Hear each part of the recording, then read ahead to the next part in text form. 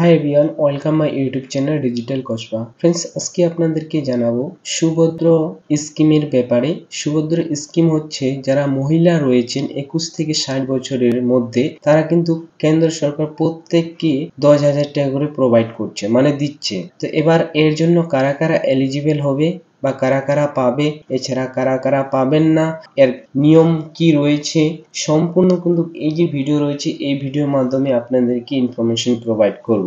তার আগে যারা এই চ্যানেলে নতুন রয়েছেন, চ্যানেলকে সাবস্ক্রাইব করে নেবেন, এছাড়া পাশে রাখা বেল আইকনকে ক্লিক করে নেবেন যারা নতুন নতুন ভিডিও পাওয়ার জন্য। তো ফ্রেন্ডস, যারা মহিলা রয়েছেন প্রত্যেকেই কিন্তু আপনারা 10,000 টাকা করে পাবেন।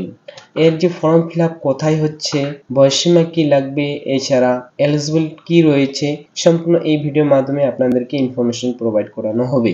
তো প্রথমে তো আপনারা এই যে অফিসিয়াল ওয়েবসাইট রয়েছে, এই অফিসিয়াল ওয়েবসাইটে আপনারা চলে আসবেন। আসার পর আপনারা এখানে নিচের দিকে দেখবেন এলিজিবল ক্যাটেগরিয়া, এলিজিবল ক্যাটেগরিয়া রয়েছে এখানে, আপনারা এখানে ক্লিক করে নেবেন। ক্লিক করলেই প্রথম অপশন চলে আসবে, এটা হচ্ছে ক্যাটেগরিয়া রয়েছে এলিজিবল ক্যান্ডিডেটের জন্য কি কি ক্যাটেগরিয়া বা নিয়ম রয়েছে। এখানে বলেছে ওমেন, আপনি যদি মহিলা হয়ে থাকেন তাহলে কিন্তু এই স্কিমের জন্য আপনার এলিজিবল। এছাড়া বলেছে আপনি যদি উড়িষ্যার বাসিন্দা হয়ে থাকেন এর জন্য এলিজিবল। আপনি যদি ন্যাশনাল ফুড সিকিউরিটি অ্যাক্ট বা NFSA বা স্টেট ফুড সিকিউরিটি স্কিমে SFSA আপনি যদি সংযুক্ত থাকেন বা আপনি যদি আপনার পরিবারে যুক্ত থাকেন তাহলে কিন্তু এই স্কিমের জন্য আপনি এলিজিবল। বা যদি আপনি ন্যাশনাল ফুড এছাড়া স্টেট ফুড সিকিউরিটির আপনি যদি রেশন কার্ড থাকে তাহলে কিন্তু এর জন্য আপনার এলিজিবল বা এর জন্য আপনারা অ্যাপ্লাই করতে পারবেন। সুভদ্র স্কিমে এখানে বলা হয়েছে আপনার ফ্যামিলির ইনকাম যদি 2.5 লাখ টাকার নিচে হয়ে থাকে তাহলে কিন্তু এর জন্য কিন্তু আপনারা এলিজিবল। এবার যদি আপনার 2.5 লাখ টাকার উপরে হয়ে থাকেন তাহলে কিন্তু এর জন্য এলিজিবল না। তো এখানে বলা হচ্ছে আপনি 2,50,000 নিচে হতে হবে আপনার ফ্যামিলির ইনকাম, তবেই কিন্তু আপনারা এর জন্য এলিজিবল। তারপর বলা হয়েছে এখানে এলিজিবল ওমেনের যে এজ লাগবে, এখানে বলা হচ্ছে 21 বছর। 21 বছর যদি হয়ে থাকে আপনার তাহলে আপনি এলিজিবল, এছাড়া অ্যাপ্লাই করতে পারবেন। আপনি যদি 60 বছরের বেশি হয়ে থাকে তাহলে কিন্তু অ্যাপ্লাই করতে পারবেন না, আর যদি 60 বছরের নিচে হয়ে থাকে তাহলে কিন্তু এর জন্য অ্যাপ্লাই করতে পারবেন।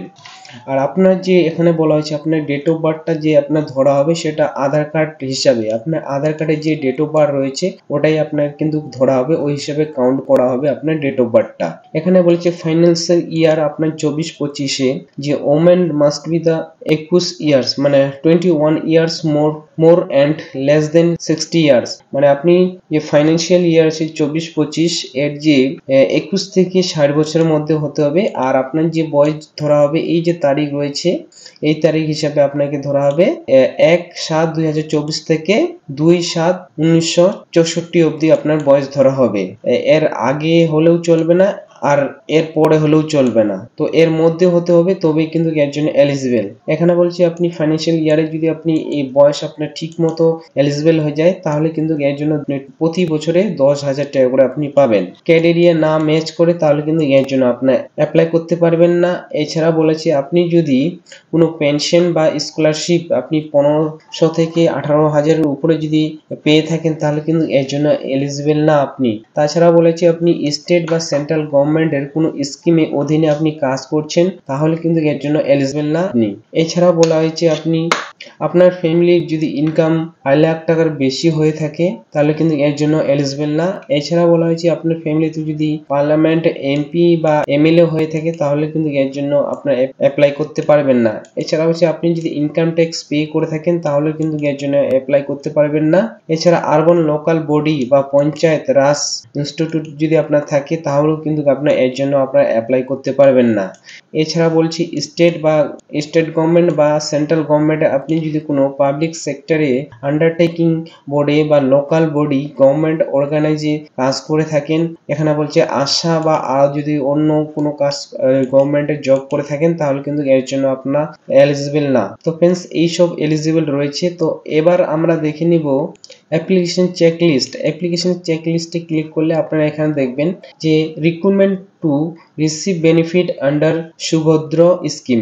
এখানে বলছে আপনাকে মাস্ট আপনার আধার কার্ড হতে লাগবে। এছাড়া আধার কার্ডের সাথে কিন্তু আপনার যে নাম বা আধার নাম্বার সেটা মিসম্যাচ হলে চলবে না, আপনাকে সেম হতে হবে বা ম্যাচ হতে হবে। এছাড়া বলছে আপনার আধার কার্ডের সাথে মোবাইল নাম্বার লিঙ্ক দরকার, যদি লিঙ্ক না থাকে তাহলে কিন্তু আপনার এটা না হতেও পারে। তারপর বলেছে 3 নম্বর অপশন বলছে সিঙ্গেল অ্যাকাউন্ট দরকার। আপনার কিন্তু আপনার নামে অ্যাকাউন্ট নাম্বার দরকার, যেটা আপনার কিন্তু আধার এনেবল সিস্টেম যে রয়েছে সেটা এনেবল থাকা দরকার, মানে চালু হওয়া থাকা দরকার।